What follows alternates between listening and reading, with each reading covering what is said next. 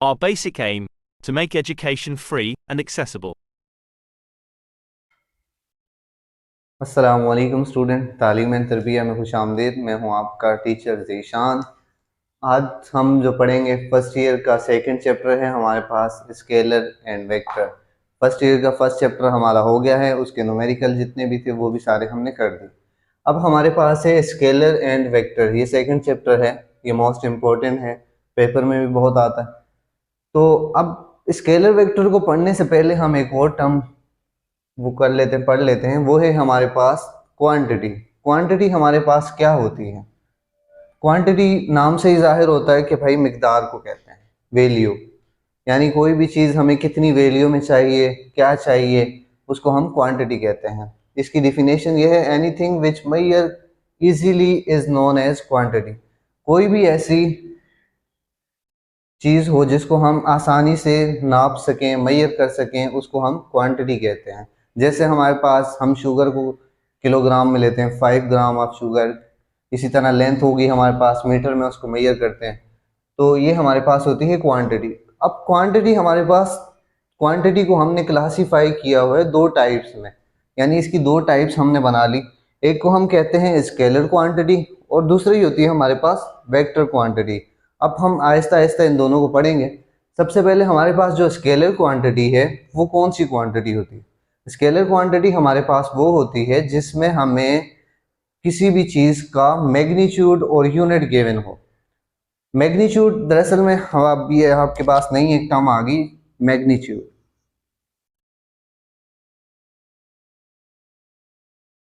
Magnitude क्या होता है?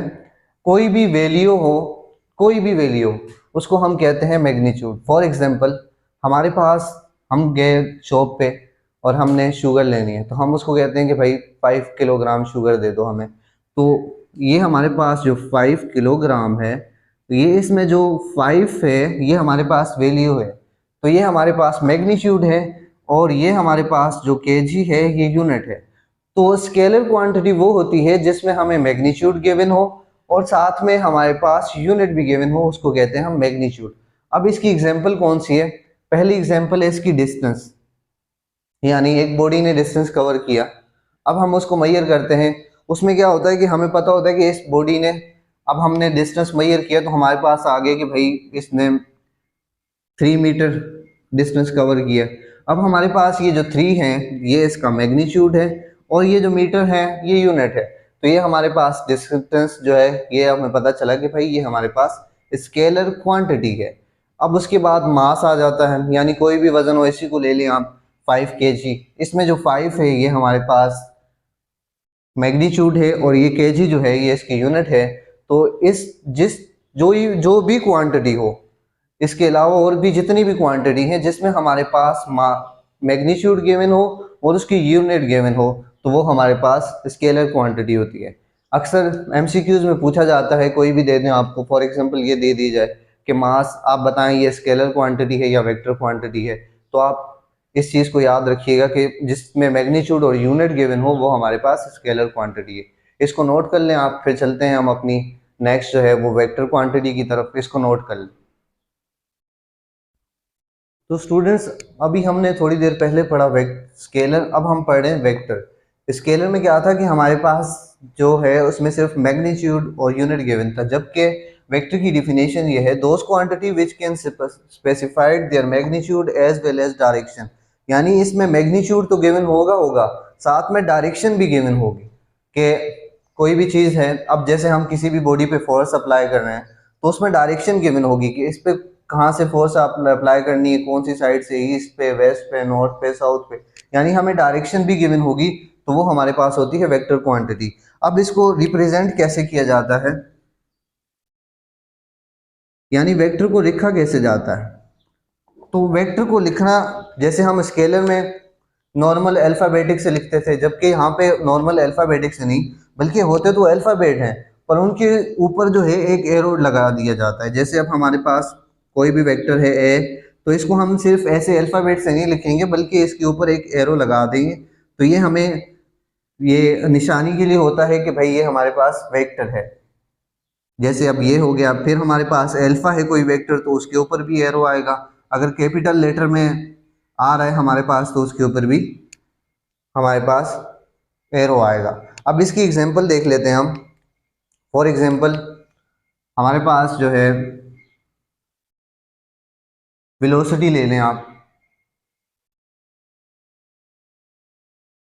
अब हमें इसमें जो है डायरेक्शन गिवन होगी कि कौन सी बॉडी कौन सी तरफ जा रही है, ईस्ट में, वेस्ट में, नॉर्थ में, साउथ में, तो उसकी डायरेक्शन भी गिवन है। उसके बाद हमारे पास फोर्स ले लें आप कि भाई किसी भी बॉडी पे फोर्स लगाई दिया है। अब इसकी एग्जांपल में फोर्स सेकंड ले लें आप कि कौन सी बॉडी पे कौन सी फोर्स कौन सी डायरेक्शन में लगाई जा रही है, वो हमारे पास होगी। उसके बाद हमारे पास इसमें डिस्प्लेसमेंट ले लें आप कि कौन सी बॉडी कहाँ से मूव करके कौन से वे में जा रही है, तो ये हो गया हमारे पास वेक्टर।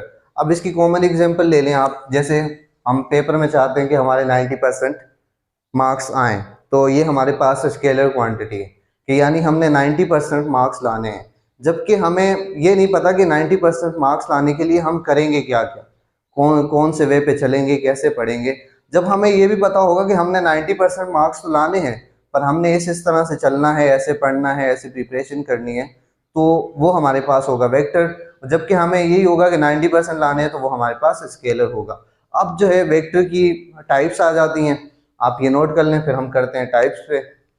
तो स्टूडेंट अब हम डिस्कस करते हैं वेक्टर की टाइप, यानी वेक्टर की टाइप क्या होती हैं, कितनी टाइप होती हैं और उनमें क्या क्या होता है। वेक्टर हमने पढ़ लिया।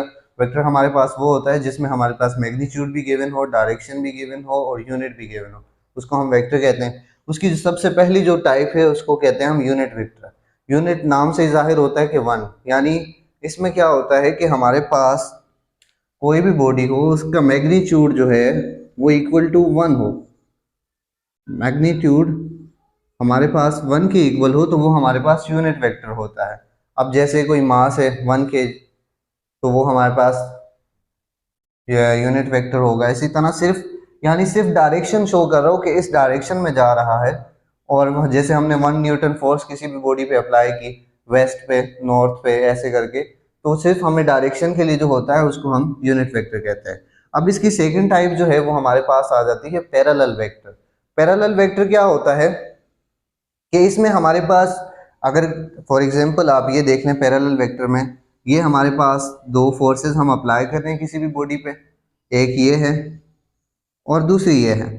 तो इसमें क्या है कि हमारे पास जो मैग्नीट्यूड है वो सेम नहीं होता, डायरेक्शन दोनों की सेम है, जहाँ एक ही डायरेक्शन में रही है, फोर्स हम एक ही डायरेक्शन में अप्लाई कर रहे हैं, पर मैग्नीट्यूड नहीं है। एक का मैग्नीट्यूड ज़्यादा है, यानी इसका अगर 4 सेंटीमीटर है तो इसका हमारे पास 3 सेंटीमीटर है, यानी मैग्नीट्यूड ज़्यादा है, जबकि फोर्सेस एक ही डायरेक्शन में जा रही हैं, तो वो हमारे पास होता है पैरेलल वेक्टर।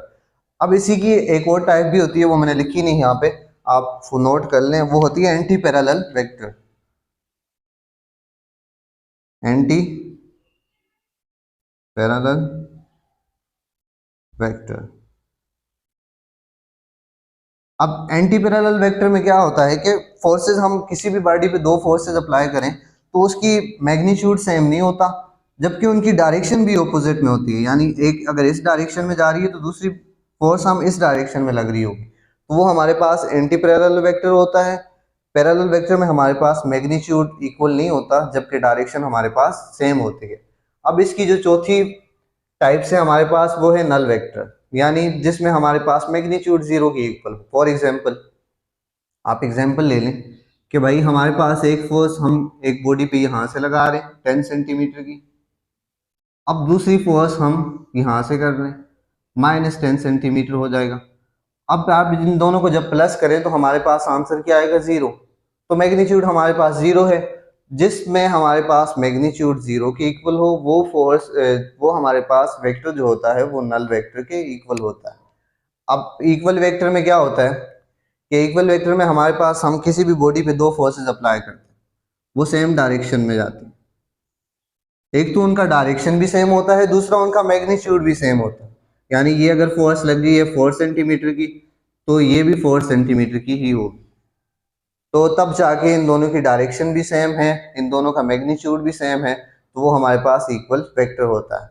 ये पैरेलल और इक्वल का आपस में ऑपोजिट वो है, रिलेशन है, यानी यहाँ पे हमारे पास मैग्नीट्यूड इक्वल नहीं होता जबकि डायरेक्शन इक्वल होती है। पर यहाँ पे जो है हमारे पास मैग्नीट्यूड भी इक्वल होता है और डायरेक्शन भी इक्वल होती है, तब जाके हम उसको कहते हैं इक्वल वेक्टर। अब लास्ट वाला जो है वो हमारे पास है फ्री वेक्टर। फ्री वेक्टर कौन सा होता है? हमारे पास एक्सिस होती है, आपको पता है 3 टाइप। एक होती है एक्स एक्सिस, ये एक्स है एक्सिस, ये वाई एक्सिस है, और ये हमारे पास जेड एक्सिस है। अब कोई भी फोर्स या वेक्टर हो वो हमारे पास ओरिजिन से स्टार्ट ना हो, यानी यहाँ से फोर्स अप्लाई की जा रही हो या यहाँ से, तो उसको हम फ्री वेक्टर करते हैं। यानी जो ओरिजिन से स्टार्ट ना हो कोई भी फोर्स जैसे हमारे पास, तो उसको हम फ्री वेक्टर कहते हैं। आप ये लोग ये नोट कर लें।